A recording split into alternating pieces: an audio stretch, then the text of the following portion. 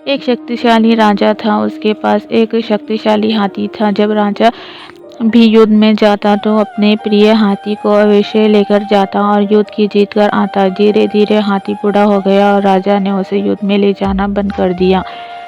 राजा ने हाथी के रहने के लिए महल के पास ही घर बनवा दिया और उसमें एक महावत को रखा दिया जो हाथी की सेवा करता था। हाथी को खाने के लिए अच्छा अच्छा भोजन दिया जाता था। हाथी जहाँ रहता था उसी के पास एक छोटा सा कुत्ता भी रहता था। हाथी के खाने के बाद जो भोजन बचता था उसे कुत्ते को खा लेता था। हाथी ने जब ये सब देखा तो वे कुत्ते को अपने साथ ही खाना खिलाता था। कुत्ता का बच्चा भी हाथी के साथ रहता और उसके साथ खाना खाता। धीरे धीरे कुत्ते का बच्चा बड़ा होने लगा और काफी हष्ट पुष्ट हो गया। एक बार एक धनवान व्यक्ति की नज़र उस कुत्ते पर पड़ी। धनवान व्यक्ति ने महावत को कुछ पैसे दिए और कुत्ते को अपने साथ ले गया। कुत्ते के बिछड़ने के से हाथी अत्यंत दुखी हो गया और उसने खाना पीना छोड़ दिया।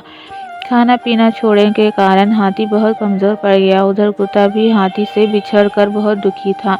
एक दिन राजा की नज़र हाथी पर पड़ी तो हाथी की हालत देखकर उसे बहुत दुख हुआ। उसने अपने सभी महावतों को बुलाया और हाथी की कमज़ोरी का कारण पूछा। कुछ लोगों ने राजा को बतलाया कि पहले हाथी के साथ एक कुत्ता रहता था और जब से वे को यहाँ से गया है हाथी ने खाना पीना छोड़ दिया, तभी से हाथी कमज़ोर हो गया है। राजा ने अपने सैनिकों को आदेश दिया कि किसी भी हाल में उसे कुत्ते को ढूंढ कर लाया जाए। सैनिकों ने कुत्ते को ढूंढ लिया और उस धनवान व्यक्ति एक महावत को भी राजा के सामने पेश किया। राजा भी बहुत दयालु था, उसने महावत और उसे धनवान व्यक्ति को क्षमा कर दिया और कुत्ते को हाथी के पास वापस भेज दिया।